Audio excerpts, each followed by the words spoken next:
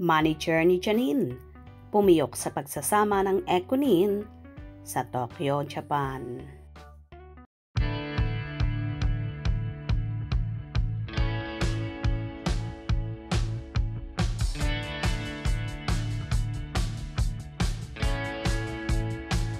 Alam naming happy si Janine Gutierrez na naka-attend siya ng Tokyo International Film Festival sa Tokyo, Japan.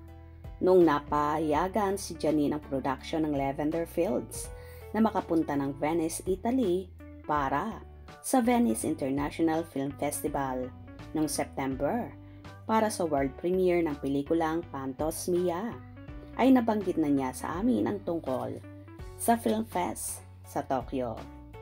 That time ay sinabi ni Janine na sana nga ay makapunta rin siya sa Tokyo. At sabi nga sa amin ng manager niyang si Ray Lanyada, nakalis nga si Janine nung weekend pa Tokyo para sa nasabing Film Fest. Sa nakita namin mga video, sakalam nga si Janine sa Tokyo. Sabi ni Ray, uuwi ka agad si Janine. 炸裂という感じで非常にこの料理の方も楽しみですね。そうですね。内田有紀さんがこの作品ね。炸裂という感じで。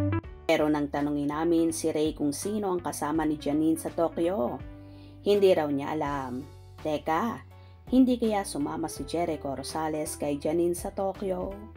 Si Jericho ang rumored boyfriend ni Janine at kahit nga sinasabi nilang nasa ligawan stage pa lang sila, ay mas marami ang naniniwalang sila na dahil palagi silang sweet sa mga ganap na pinupuntahan nila para sa promotions ng serye nilang Lavender Fields. Say lang ng manager ni Janine sa tanong namin kung sumama ba si Jericho sa Tokyo.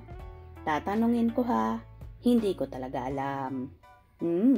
Parang may duda kami ha. Anyway, bagay naman talaga sina Janine at Jericho at mukhang sobrang in love ang huli sa una, kaya hindi kami magtataka kung sinamahan nga ng kapamilya aktor ang dalaga sa ganap nito sa Tokyo. Well, hindi naman masama kung samahan talaga ni Eko si Janine sa Tokyo, lalo pat alam naman natin na super supportive boyfriend si Jericho sa dalaga. At so proud nga sa mga achievement na nakukuha ni Janine.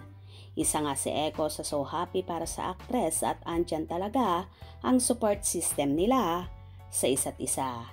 Kung totoong magkasama ang Ekonin sa Tokyo, Japan, saan kaya maggagala ang bagong lovebirds? Abangan natin at tutukan yan. Kung nagustuhan nyo ang video na ito, comment down below.